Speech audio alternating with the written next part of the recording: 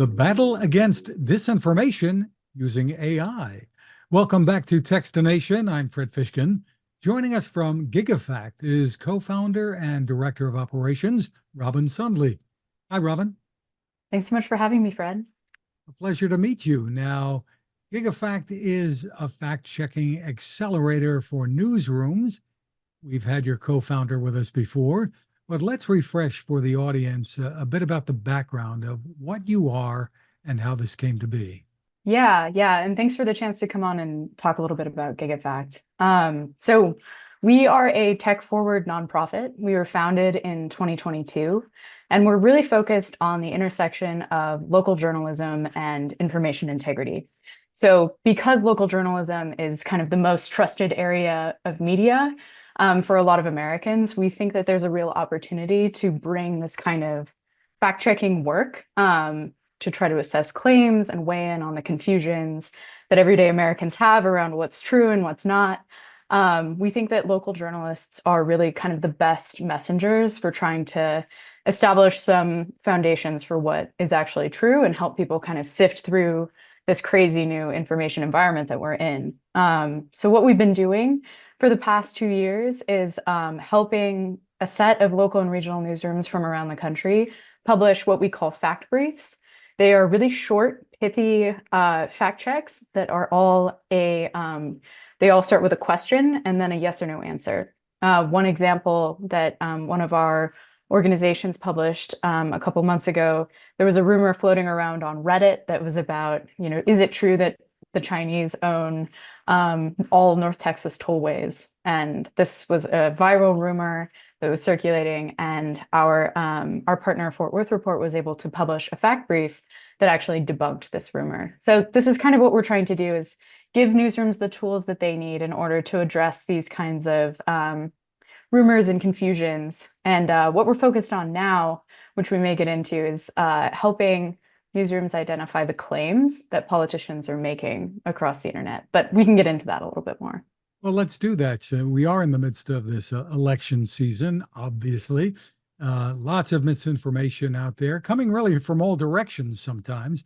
So tell us about the role that you are playing with these news outlets and how it works. You've got a tool that's called Parser. Yeah, correct. So something that we heard from the newsrooms that we work with is it's really hard to just keep track of what politicians are saying, because their speech is kind of scattered across the internet in various different formats. So for example, if you wanted to know what a given congressperson thinks about something, you can look at their Twitter feed, you can look at their press releases, but at the same time, they're also doing podcast interviews. They're giving speeches at events kind of around the state. They're doing town halls, and not to mention everything that they have said in the years prior to the election. So if you're trying to get a really clear view of what this person thinks and sort of the claims that they're making and how those stack up against what they used to say about that subject, it's actually really difficult to gather all of that information, because it's also in audio format or video format, which takes a lot of time for journalists to parse. So what we have done is we have leveraged some of the new AI technology to make it easier for journalists to synthesize audio content. So when politicians do debates, when they do interviews on 2-hour-long podcasts, when they show up to town halls, all of that audio material can be synthesized using new AI technologies, and that's exactly what Parser does. And when you say synthesized, explain to the audience what you mean by that. Yeah, so if you were to sit and listen to, for example, a debate between two congressional candidates, if you're a journalist and you're kind of putting on your journalist hat, you're looking for, okay, what exactly does this person talk about? What are their talking points? What are the claims that they're specifically making? Do I need to fact check those claims before I kind of deliver this to the audience?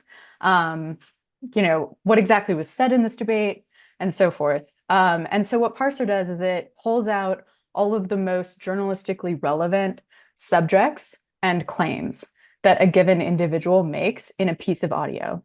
And what's cool about how Parser works is it's able to home in on where that specific individual of interest is speaking. So if you had a debate with, 3 candidates and 1 moderator, you don't want everything that everybody else is talking about to be in this synthesis that's about what this one person is saying. And so Parser is able to isolate on this person of interest and only synthesize what they are saying and break it out into subjects and claims that can be quickly skimmed by a journalist, and they can use it in their reporting. So it's a real power Let's assist. take a look at, for those who are watching this, let's take a look at what you're talking about. So this is what Parser looks like. This is kind of the home page. Over here on the left, you can see all of the most recently updated profiles for public figures and people of interest to the journalism community. So some of these names are going to be familiar to political junkies and so forth. I'm going to take you into a specific profile here that's kind of interesting to me. So I used to live in Alaska, and Nicholas Begich is the congressional candidate in Alaska. So I've been kind of following this race. I vote in Alaska, so this is particularly interesting to me. So Nick Begich, this is some information about the candidate himself. So he's a Republican, he's a candidate for the US congressional district. And down here, we have all of the sources that have been added to Nick Begich's profile. And so these are all audio recordings where Nick Begich is speaking in some sort of political candidate capacity. Over here on the right, we have what I was referring to earlier as kind of the synthesis. These are all of the subjects that Nick Begich covers throughout all of these 17 different pieces of audio. And then we have all of the different, well, here's an example, support for the oil and gas industry in Alaska. That's obviously very important to Alaska voters. And if we click into claims, we can see all of the specific claims that Nick Begich makes. And this could be something that someone could opt into fact checking if they were interested. This one immediately jumps out at me. About 10% of the state's lands were taken offline by the Harris-Biden administration. That's a quote from a debate that took place between Nick Begich and Mary Peltola, his opponent. We can also drill down into a specific piece of audio. So I'm clicking on this one. This is the Southeast Conference of 2002. So this was 2 years ago. And it's a bit of a candidate forum that took place in Southeast Alaska, where Nick Begich and Sarah Palin were discussing different issues. And you can see here, these are the different subjects that Nick Begich covers that have been analyzed. This one is of particular interest to Alaska voters, mineral resources in the Tongass National Forest. He makes this claim here that in the Tongass National Forest, 50 out of 50 critical minerals on the critical minerals list are in Alaska, that's kind of an interesting claim that if I were a journalist, I might be interested in, seeing if that's actually true and maybe writing a piece about it. And if we want to hear where he speaks about that, I can go to this timestamp here, which is provided for me. I guess the question would be how all of this is gathered, how you're able to put all of this together as a tool. Yeah. So this is a relatively new project. So some of this has been added by our team, and a lot of it has also been added by journalistic organizations that have signed up to use Parser. So we have, for instance, a few newsrooms from Colorado that have signed up to join us, and they recently did a debate between, their public radio stations hosted a debate between candidates Adam Frisch and Jeff Hurd in Colorado's 3rd congressional district, and so they added material. They added this debate to basically look back at what was said in that debate. So it's kind of a combination of us plus all of the newsrooms that are part of the Parser platform. So it's really kind of a big collaborative network, and that's kind of where we want to get to. Do you see yourselves as being nonpartisan? Absolutely. Yeah, that is completely core to Gigafact's mission. And, maybe it's a bit of a naive place to stand these days, but we believe that nonpartisanship is possible and imperative for regaining the trust of audiences across the US.